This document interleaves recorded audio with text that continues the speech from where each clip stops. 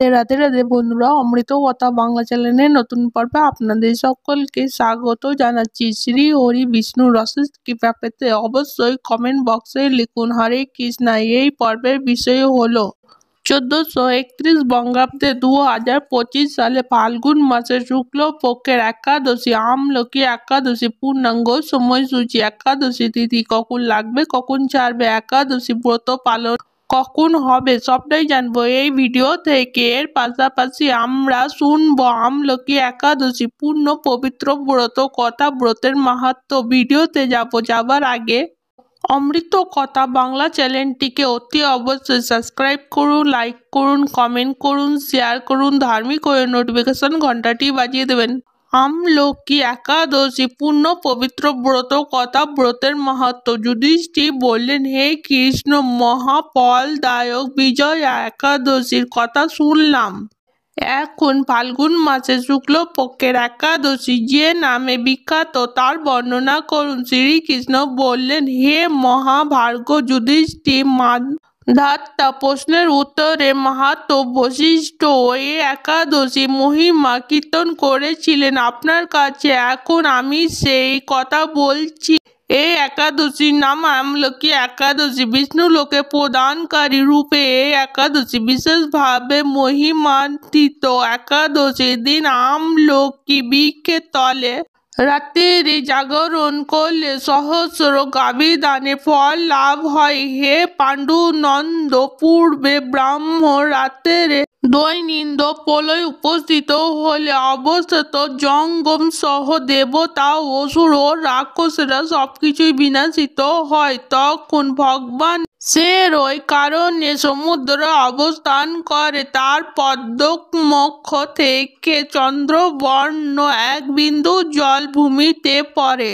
সেই জলবিন্দু থেকে একটি বিশাল আমলকি বৃক্ষের উৎপত্তি হয়। এই বৃক্ষের স্মরণে মাতর গোদানের ফল দর্শনে তাহার দ্বিগুণ এবং এর ফল ভক্ষণে 3 গুণ ফল লাভ হয়। এই বৃক্ষে ব্রহ্মা, বিষ্ণু আর মহেশ্বর সর্বদা অবস্থান করে। এর প্রতিটি শাখায় প্রশাখায় ও পাতাতে ঋষি, দেবতা ও প্রজাপতিগণ বসবাস করে।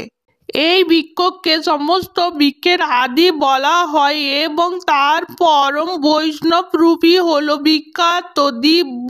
অতএব এই শ্রেষ্ঠ ব্রত সকলেরই পালনীয়। এখন এই ব্রতের একটি অদ্ভুত ইতিহাস আপনার কাছে বর্ণনা করছি। প্রাচীনকালে বৈদিশ নামে এক প্রসিদ্ধ নগর ছিল। এই নগরে চৈত্ররথ নামে এক রাজা রাজত্ব করত। চন্দ্রবংশীয় পাশবিন্দু রাজাপুত্র রূপে তিনি জন্মগ্রহণ করেছিল। তিনি অত্যন্ত শক্তিমান ও ঐশ্বর্যশালী ছিল। শাস্ত্রের জ্ঞানেও তিনি ছিল সুনিপুণ। তার রাজ্যের রসবত্তরই মনোরম আনন্দপূর্ণ এক দিব্য পরিবেশ লক্ষ্য করা যেত। প্রজারা ছিলেন বিষ্ণু ভক্তিপরায়ণ, সকলেরই একাদশী ব্রত পালন করতেন। তার রাজ্যে কোনো অভাব অমঙ্গল ছিল না। এইভাবে প্রজাদের নিয়ে রাজা চৈত্ররথ সুখে দিন যাপন করতে থাকেন।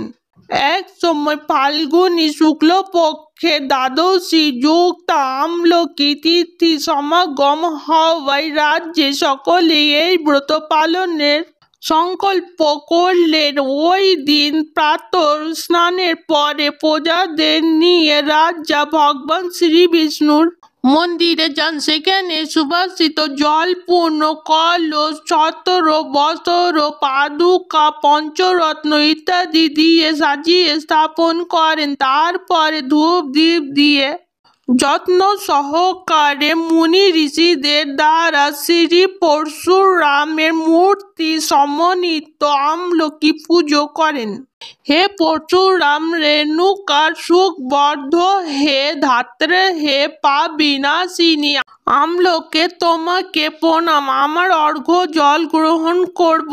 এইভাবে দিনে যথাবিধি পূজা, স্তুতি, নৃত্য গীত করে রাজা ভক্তি ভরে সেই বিষ্ণু মন্দিরে রাতের জাগরণ করতে লাগলো। এমন সময় দৈবযজ্ঞে একটি ব্যাস সেখানে উপস্থিত হলো। পূজা সামগ্রী সহ বহু ব্যক্তিকে একত্রিত রাতের জাগরণ করতে দেখে কৌতূহল ঘ্রাণ হলো। সে ভাবলো এসব কি ব্যাপার। বিষ্ণু মন্দিরে প্রবেশ করে বসে কলসের ওপর স্থাপিত বিষ্ণু মূর্তি দর্শন করলো। ভগবান বিষ্ণু এবং একাদশীর মাহাত্ম্য সে মনোযোগ দিয়ে শুনলো। সারাদিন ওই ব্যাট কিছুই আহার গ্রহণ করেনি। এইভাবে ক্ষুধায় কাতর হয়ে সেখানে সে রাতের জাগরণ করলো। পরের দিন প্রজা সহ রাজানগরের যাত্রা করলো। সেই ব্যাধ ও তার গৃহে ফিরে গেল। এরপর এক সময় ব্যাধের মৃত্যু হলো। একাদশী রাতের জাগরণে ব্রত প্রভাবে সেই ব্যাধ পরবর্তী জন্মে এক রাজ্যের অধীশ্বর রূপে নিযুক্ত হল। জয়ন্তী নামে এক নগর ছিল। সেখানে বিদুরথ নামে এক রাজা বসবাস করত। ওই ব্যাধ বিদুরথ রাজা মহাবলী পুত্র রূপে জন্মগ্রহণ করেন। তার নাম হয় বসুরথ। 1,00,000 গ্রামের অধিপতি তিনি লাভ করলেন। তিনি ছিলেন সূর্যের মতো তেজস্বী, চন্দ্রের মতো কান্তিমান ও পৃথিবীর মতো ক্ষমাশীল। বিভিন্ন সদ্গুণে ভূষিত বসুরথ পরম বিষ্ণু ভক্ত পরায়ণ হন। এই মহান দাতা রাজা একবার শিকার করতে গিয়ে পথ ভুলে যান। গভীর জঙ্গলের মধ্যে ক্ষুধায় পীড়িত হয়ে তিনি ক্লান্তবশত হয়ে শুয়ে পড়েন। এমন সময় কতগুলি পর্বত নিবাসী স্বেচ্ছায় রাজার কাছে এসে নানাভাবে উৎপীড়ন করতে থাকে। রাজাকে তাদের শত্রু মনে করে তারা তাকে হত্যা করতে চেষ্টা করে। পূর্বে এই রাজা আমাদের পিতা মাতা পুত্র পৌত্রী সবাইকে মেরে ফেলেছে, আমাদের গৃহ ছাড়া করেছে। এই রকম বলতে বলতে স্বেচ্ছায় রাজাকে হত্যা করতে উদ্যত হন। তারা বিভিন্ন অস্ত্র শস্ত্র তাকে আঘাত করতে থাকে, কিন্তু আশ্চর্য বিষয় তাদের সকলের প্রচেষ্টা ব্যর্থ হয়। রাজার কোনো ক্ষতি তারা সাধন করতে পারেনি। তখন রাজার শরীর থেকে নানা অলঙ্কারে ভূষিত এক পরমা সুন্দরী স্ত্রী মূর্তি ভূষিত হন। মহাশক্তিধারী দেবী ওই নারী অল্প সময়ের মধ্যে সকল পাপী ম্লেচ্ছকে নিধন করলো। রাজা নিদ্রা ভঙ্গ হলো।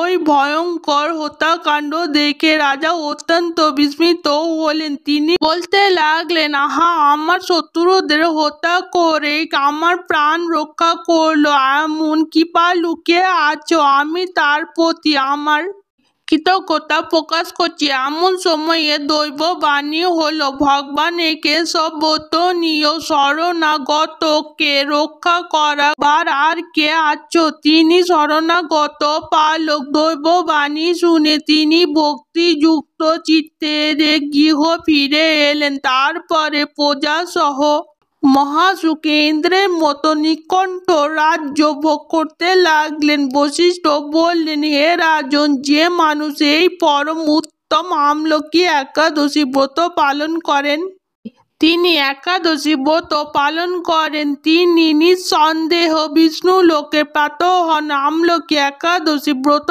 কথা, ব্রতের মাহাত্ম্য এখানে সমাপ্ত হলো।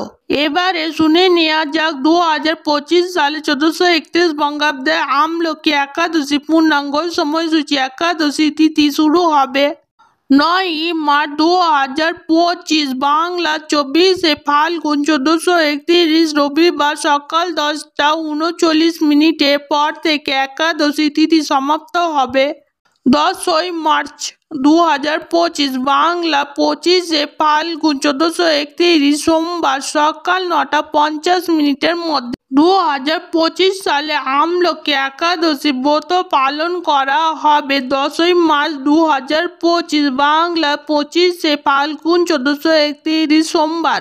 গোস্বামী মতে সকাল 9:25 মধ্যে। আমার দুঃখিত ব্রত ও শ্রী শ্রী গোবিন্দ চরণ সকাল 9:50 পর থেকে রাতের 2:31 মধ্যে। গোবিন্দ দ্বাদশী স্নান, গঙ্গা স্নানের মহাপাপ ক্ষয় ফল আমলকি একাদশী ব্রত পালন করা হবে 11ই মার্চ 2025, 26শে ফাল্গুন 1431 মঙ্গলবার সকাল 6টার পর থেকে সকাল 9টা 30 মিনিটের মধ্যে একাদশী ব্রতে পালন। গোবিন্দ দ্বাদশী ও নৃসিংহ দ্বাদশী ব্রত।